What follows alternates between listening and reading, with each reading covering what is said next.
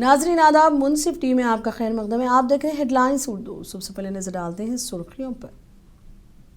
ताउन किया है डॉक्टर ऑर्थो ऑयल के साथ साथ डॉक्टर ऑर्थो कैप्सूल्स साथ लेना ना भूलें। दुबई में ईरान के ड्रोन हमले, अमरीकी फौजी इमारतों को निशाना बनाया गया। हमलों ने खलीज में खौफ और हरास पैदा कर दिया।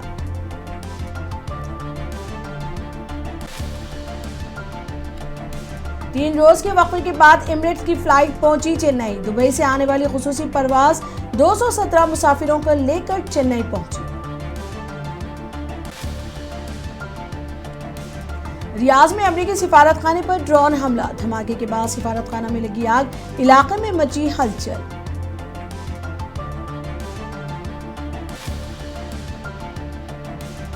सुप्रीम लीडर खामनाई की शहादत के बाद कार्रवाइयां तेज, ईरान ने अमरीकी F-15 मार गिराया। नेतन्याहू के दफ्तर पर भी किया हमला।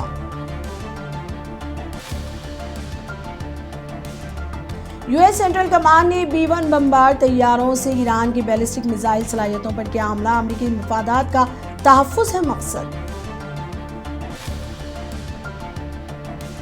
भारत और कनाडा ने आज़ाद तिजारती मुआहदे के लिए बाज़ाब्ता मुज़ाकिरात का किया आगाज। दोनों ममालिक ने मुआहदे की शराइत पर किए दस्तखत।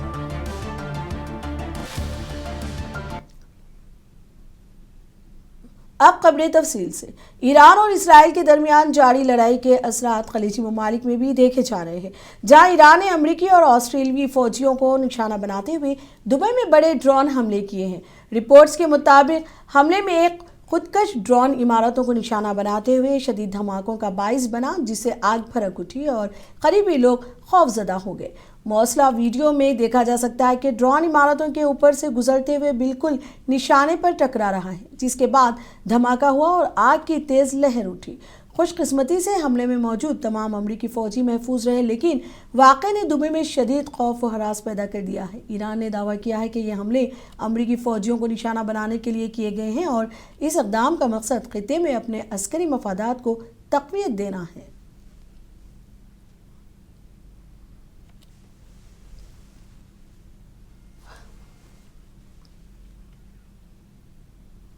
एमिरेट्स ने 3 रोज़ के वक्फे के बाद महदूद परवाज़ों का दोबारा आगाज़ कर दिया। एयरलाइन ने दुबई से एक खुसूसी परवाज़ ऑपरेट की, जो रात 9 बजे रवाना हुई थी और सुबह 2:18 पर चेन्नई एयरपोर्ट पहुंची। इस परवाज़ में जुमला 217 मुसाफिर सवार थे, जिनमें ख्वातीन और बच्चे भी शामिल थे, जो गुज़िश्ता 3 दिनों से फंसे हुए थे।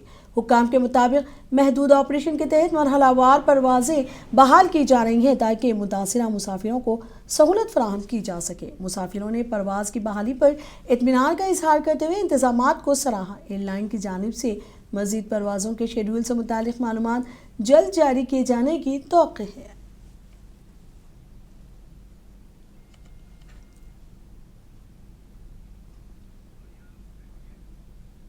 दिल्ली एयरपोर्ट से अरब ममालिक के लिए कई परवाजें मनसूख हो गई हैं। मुसाफिरों में बेचैनी देखी जा रही है।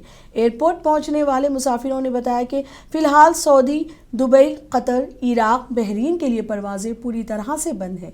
उन ममालिक में सूरत हाल शदीद तकलीफदा है। मुसाफिरों ने इस वाक़े पर अपनी नाराज़गी का इजहार किया और कहा कि इस तरह के वसाइल एयरपोर्ट की रवानी और मुसाफिरों के तजुर्बे पर मुनफी असर डाल सकते हैं। हुक्काम ने यकीन दिलाया कि मुतासिरा मुसाफिरों के लिए मुतबदिल इंतजामात किए जा रहे हैं, ताकि कोई परेशानी ना हो।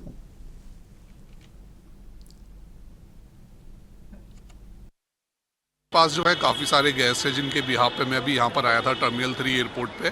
तो जो अभी मुझे काउंटर से पता चला है, रिजर्वेशन काउंटर, मैंने सारे रिजर्वेशन काउंटर पे चेक किया है, air India, spice jet, Indigo और एयर इंडिया एक्सप्रेस। फ़्लाइट जो है कोई भी अभी ऑपरेशन में नहीं है और वो काउंटर से टिकट भी कोई इशू नहीं कर रहे हैं रिजर्वेशन के लिए। बट ऐसा है कि टिकट जो है ऑनलाइन इशू कर सकते हैं आप, लेकिन अभी कोई भी फ़्लाइट यहाँ से नहीं जा रही है। मुझे ये भी पता चला कि यहाँ से एक फ़्लाइट 513 EK एमिरेट्स की जो फ़्लाइट थी वो ऑपरेट हुई है मॉर्निंग में, बट वो भी रिटर्न आ गई हैं और अभी कोई फ़्लाइट ऑपरेट नहीं हो रही है गल्फ़ कंट्रीज़ के लिए, मेनली दुबई, दोहा, कुवैत, बहरीन, यहाँ के लिए अभी कोई फ़्लाइट ऑपरेट नहीं हो रही है। और जो मुझे पता चला है, किसी के पास अभी कोई कंफर्म डेट नहीं है कि कब तक ऑपरेशन रिज्यूम होंगे, क्योंकि अभी सिचुएशन और भी ज़्यादा ख़राब भी हो सकती है। और स्टाफ ने भी बताया कि हो सकता है कि ऑपरेशन आज, कल या 5 तारीख के बाद से नॉर्मल भी हो जाए। तो अभी जो है सिचुएशन ये चल रही है तो ये सारी चीज़ें अभी टर्मिनल 3 पे चल रही है, जो मैं यहाँ पे देखने आया था कि अभी क्या सिचुएशन है। कुछ पैसेंजर्स को मैसेज वगैरह आए हैं कि उनकी फ़्लाइट कैंसिल हो गई है, बट अभी जो है रिजर्वेशन पे इतना ज़्यादा प्रेशर है, अगर हम कॉल सेंटर वगैरह कॉल कर रहे हैं तो वो भी अभी कुछ कंफर्मेशन नहीं दे पा रहे हैं कि उनका फ़्लाइट अब कब जाएगा या फिर हम कब के लिए रिशेड्यूल कर सकते हैं। जो मेरे पास पैसेंजर है उनके पास आया और हमने कांटेक्ट किया, बट वो अभी नहीं बता पा रहे हैं। आपके लिए चेंज कर दे, रिजर्वेशन चेंज भी हो जाए, बट अभी एयरपोर्ट पे आके फ़्लाइट कैंसिल होगी या नहीं इसका कोई कंफर्मेशन नहीं है। बहुत ज़्यादा नुकसान होता है, जिसमें कि पैसेंजर्स जो हमारे पास होटल में हैं वो अभी चेक इन करके अभी तो होटल में हैं, बट उनको भी इतना ज़्यादा फंड जो है वो लेके नहीं आते हैं, तो उनको भी अभी ये सब चीज़ें करने में, किसी के इंटरनेशनल कार्ड्स हैं, किसी के चल रहे हैं, तो हमें भी काफ़ी दिक्कत आ रही है, क्योंकि हमारे पास और भी रिजर्वेशन आ रहे हैं, हमें भी अभी रिजर्वेशन होल्ड करने पड़ रहे हैं। होटल मेनली ज़्यादातर बुक हो चुके हैं सारे जो भी है यहाँ पर, और बाकी ऐसी ही सिचुएशन अदर कंट्रीज़ में भी है, जो कि मैंने न्यूज़ में भी देखा है। दुबई में भी ऑलमोस्ट बहुत सारे गेस्ट स्टक है और अभी कहीं नहीं उड़ पा रहे हैं, और वहाँ की गवर्नमेंट उनका ध्यान कर रही है। और यहाँ पर भी जो हमारे पास गेस्ट है वो अभी स्टक ही है और हम उन्हें कोई कंफर्मेशन नहीं दे पा रहे हैं, और वो लोगों का हम चेकआउट डेट या चेक इन उनके हिसाब से ही कर पाएंगे जो भी रहेगा। मेनली हम ट्राई करते हैं हेल्प करने की, क्योंकि गेस्ट जो है हमारे पास रिपीटेड गेस्ट आते हैं मेनली, तो कई बार ऐसा होता है कि नहीं होता है, तो फिर हम उनको जो भी रहता है अमाउंट उनसे जितना है उतना लेके, और जब भी वो अपनी कंट्री पहुँचे या जैसे भी पे कर पाए उस तरीके से कर भी देते हैं काफ़ी लोग। और कुछ गेस्ट है होते हैं कि जो बिल्कुल ही नहीं कर पाते, तो हमें थोड़ी बहुत इस चीज़ में हेल्प करनी पड़ती है उनकी।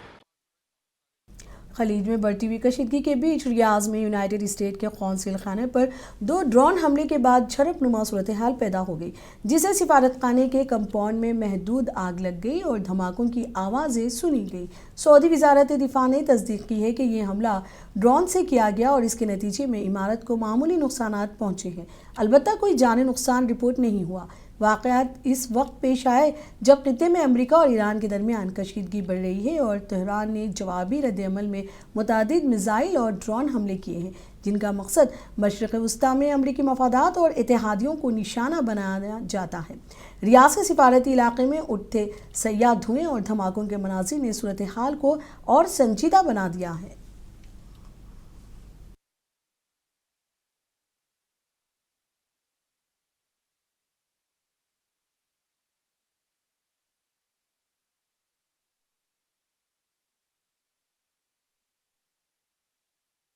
इसराइल के वज़ीर ख़ारजा ने कहा है कि ईरान में जौहरी और बैलिस्टिक मिसाइल प्रोग्राम खुफिया तौर पर चल रहे थे, जिसके बाइस अमेरिका ने ईरान के खिलाफ फ़ौजी कार्रवाई करने का फ़ैसला किया। वज़ीर ख़ारजा के मुताबिक अमेरिका की जानिब से यह हमला ईरान की अस्करी सलाहियतों को महदूद करने और खित्ते में इसराइल और इत्तेहादियों के तहफ़्फ़ुज़ के लिए किया गया। उन्होंने बताया कि इसराइल की मालूमात के मुताबिक ईरान ने कई अहम मनसूबों को अवामी सतह से छुपाया हुआ था, जिस पर आलमी बरादरी की तवज्जो मबजूल कराने के लिए ये इक़दाम ज़रूरी था।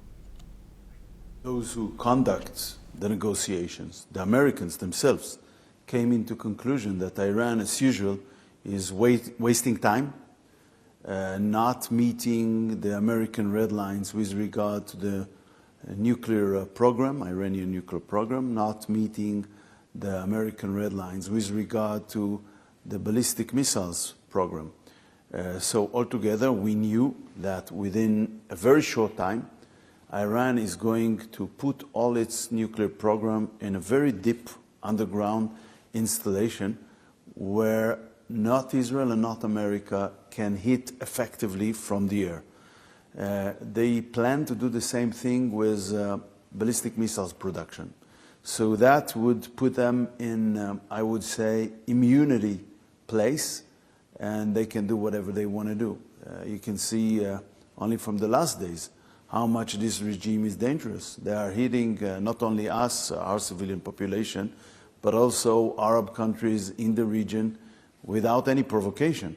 So this is an extremely dangerous regime for their own people, as we saw in the way they butchered their own people during the last protest, to all countries in the region. And of course, for us, it's an existential threat.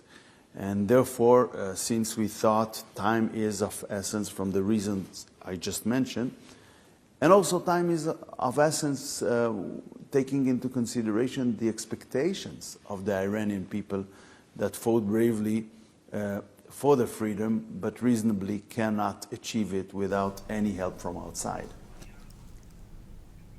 Iran Israel America जंग के दौरान अमरीकी फ़ौज में मज़ीद हलाकतें report हुई हैं, जिसके नतीजे में मजमूई तौर पर अमरीकी फ़ौजियों की हलाकतों की तादाद 6 तक पहुंच गई है। अमरीकी सेंट्रल कमांड ने कहा कि 2 मज़ीद सर्विस मेंबर्स के जिस्मानी आसार एक ऐसे मुकाम से मिले जहां ईरान के इब्तदाई हमलों में तनसीबात को निशाना बनाया गया था, जिससे हलाक शुदगान की मजमूई तादाद में इजाफा हुआ है। यह इक़दाम मशरिक़ी वस्ता में ईरान और अमेरिका के माबैन जारी कशीदगी के दौरान सामने आया है, जिसमें अमरीकी और इसराइली अफवाज ने ईरान के खिलाफ फ़िज़ाई और ज़मीनी कार्रवाइयाँ अंजाम दी हैं, जबकि ईरान ने मुतादिद मिसाइल और ड्रोन हमले किए हैं।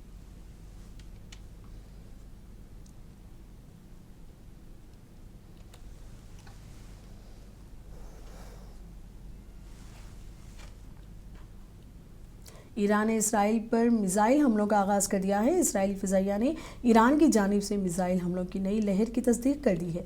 इसराइल एयर डिफेंस ने यह बात बताई। इसराइली अहदेदारों ने बताया कि ईरान की तरफ से मिसाइलों की एक नई लहर इसराइल की जानिब दागे जाने की तस्दीक हुई है, जिसके बाद इलाके में कशीदगी में मज़ीद इजाफा हुआ है। रिपोर्ट्स के मुताबिक ईरान ने मुख्तलिफ इलाकों से इसराइली फ़िज़ाई हदूद की तरफ मुतादिद बैलिस्टिक मिसाइल और दीगर असला फायर किए, जिनका मकसद इसराइल के अहम अहदाफ तक पहुंचना बताया गया।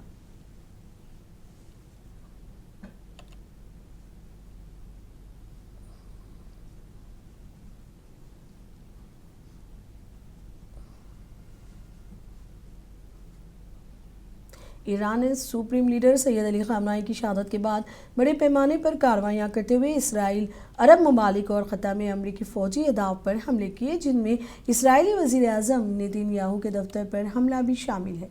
इस हमले के बाद नेतन्याहू लापता बताए गए। वहीं दूसरी जानिब ईरान ने कुवैत में भी 2 अमरीकी तैयारों को निशाना बनाने का दावा किया है। ईरानी फ़ौज ने दावा किया कि वो अमरीकी F-15 मार गिराया है।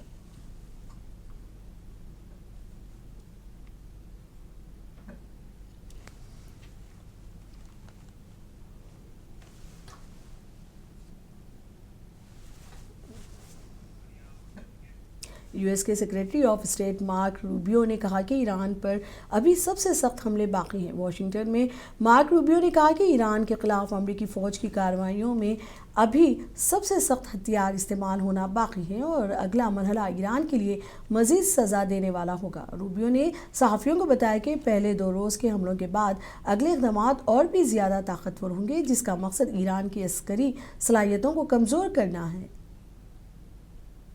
A tremendous amount of damage.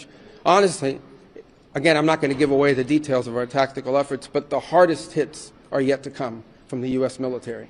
The next phase will be even more punishing on Iran than it is right now. Someone was screaming, how long will it take? I don't know how long it'll take. We have objectives. We will do this as long as it takes to achieve those objectives, and we will achieve those objectives. The world will be a safer place when we're done with this operation. They're suffering a tremendous amount of damage. Honestly, again, I'm not going to give away the details of our tactical efforts, but the hardest hits are yet to come from the US central command ने अपने एक बयान में कहा कि उसने rock VLB-1 lancer bomber तैयारों के जरिए ईरान की बैलिस्टिक मिसाइल सलाहियतों को निशाना बनाने की कार्रवाई की है। कमांड की जानिब से जारी करदा वीडियो फुटेज में B-1 बमबार तैयारों को परवास करते और हदफ पर कार्रवाई करते देखा गया है। सेंट्रल कमांड के मुताबिक ये ऑपरेशन खिते में अमरीकी मफादात और इत्तेहादियों के तहफ़्फ़ुज़ के लिए किया गया। बयान में कहा गया कि कार्रवाई मखसूस अस्करी तनसीबात तक महदूद थी और इसका मकसद ईरान की बैलिस्टिक मिसाइल सलाहियत को कमज़ोर करना था। B-1 लैंसर एक तवील फासले तक मार करने वाला स्ट्रैटेजिक बमबार तैयारा है जो बड़ी मकदार में रिवायती असला ले जाने की सलाहियत रखता है। माहिरीन के मुताबिक इस तैयारे का इस्तेमाल उस बात की निशानदेही करता है कि कार्रवाई इंतहाई मनसूबाबंदी और जदीद अस्करी हिकमत अमली के तहत की गई।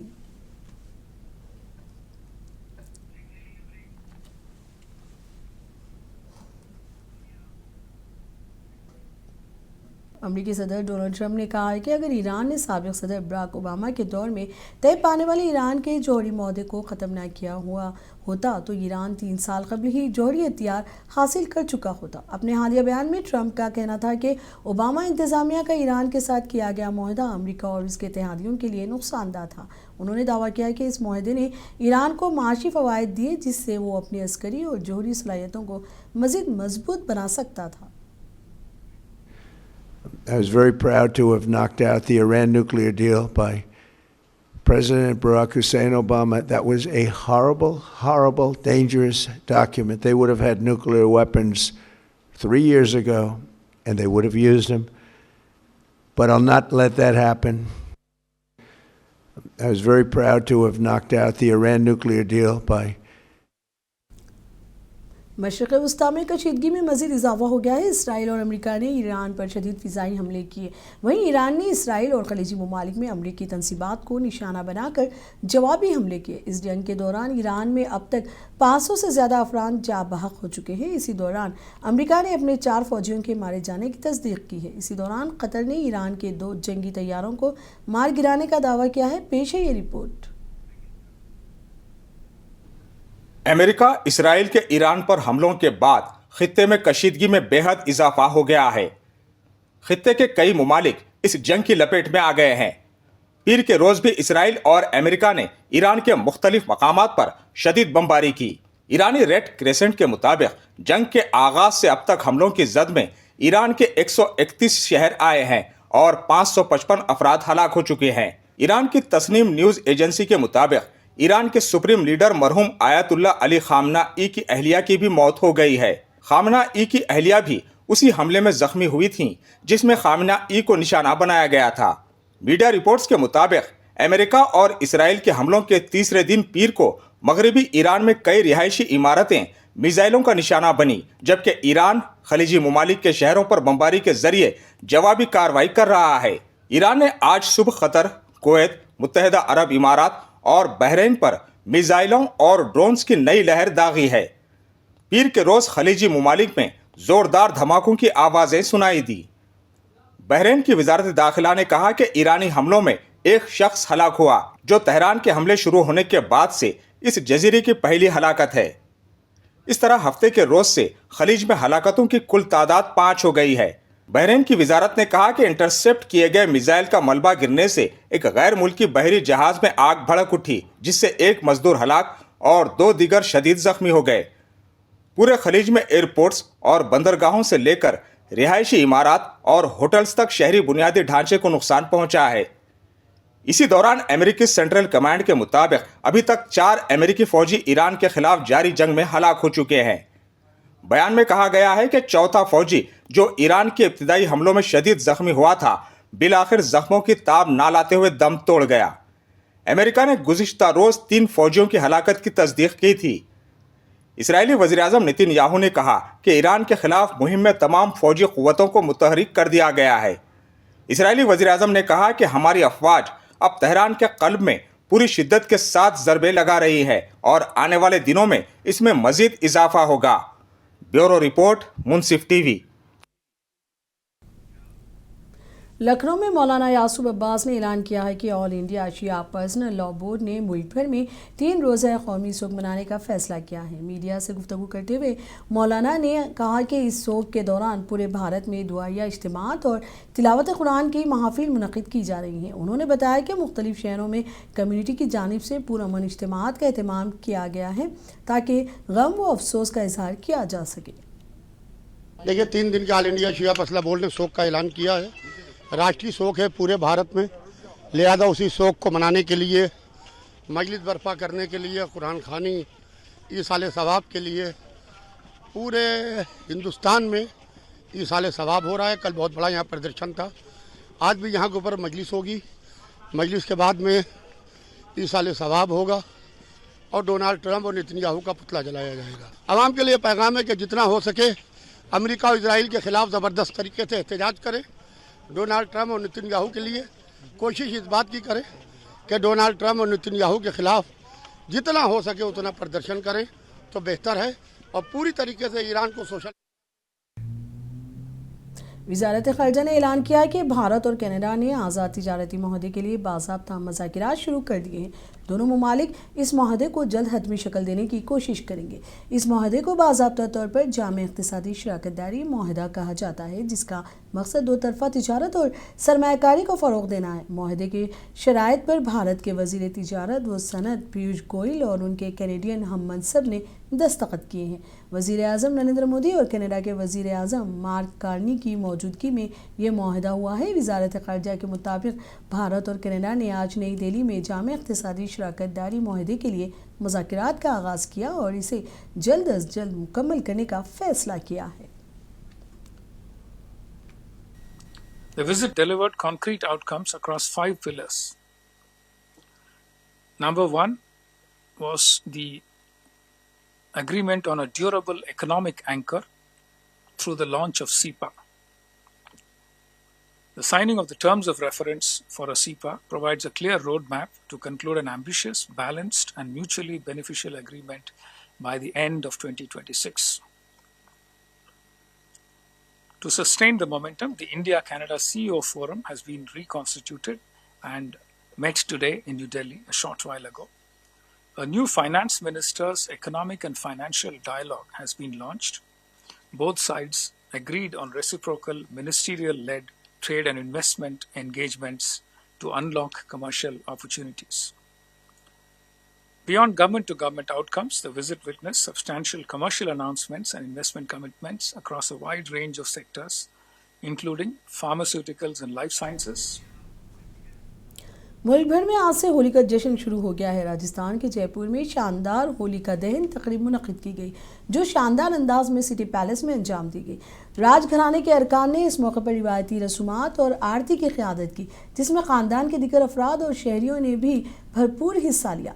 मुकामी इंतज़ामिया और सकावती माहिरीन के मुताबिक इस तकरीब का मकसद न सिर्फ मजहबी रिवायत की पासदारी करना है, बल्कि सकाफती वर्से और तारीख़ी अहमियत को भी जिंदा रखना है।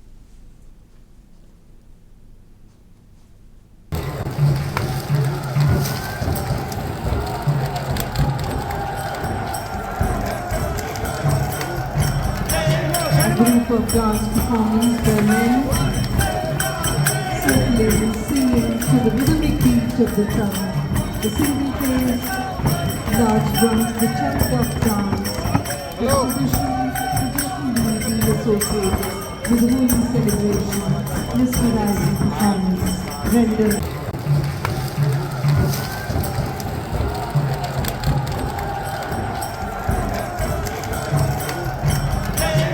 Group of dance performers, the men circulating, singing to the rhythmic beat of the drum. The single phase, large drums, the chunk of dance. The traditionally being associated with the holy celebration. Maharashtra के इलाके नागपुर में होली का मुनफरिद और माहौल दोस्त जश्न देखा गया। लोग गुलाब की पत्तियां निछावर करते हुए होली का जश्न मनाया।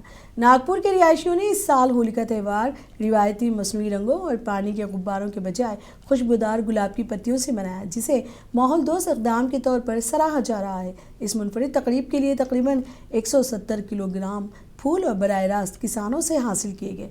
मुंतज़मीन का कहना था कि इस इक़दाम का मकसद न सिर्फ माहौल दोस्त जश्न मनाना था, बल्कि मुकामी बागबानों और काश्तकारों की मुआवनत करना भी था। माहिरीन माहौलियात का कहना है कि इस तरह के इक़दाम न सिर्फ आलूदगी में कमी लाते हैं, बल्कि पायदार तर्ज़ ज़िंदगी को भी फ़रोग़ देते हैं।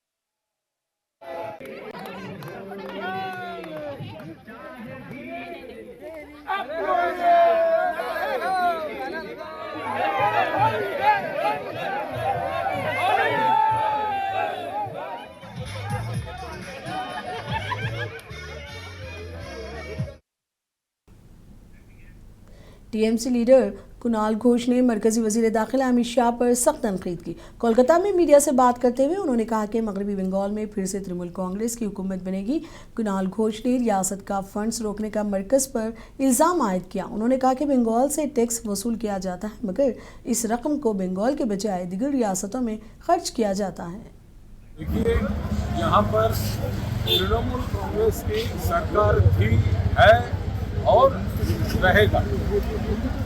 अमित शाह जी बेहतर है कि बंगाल का जो 1,96,000 रुपया आप लोग ब्लॉक कर रखा है वो रिलीज कर दीजिए।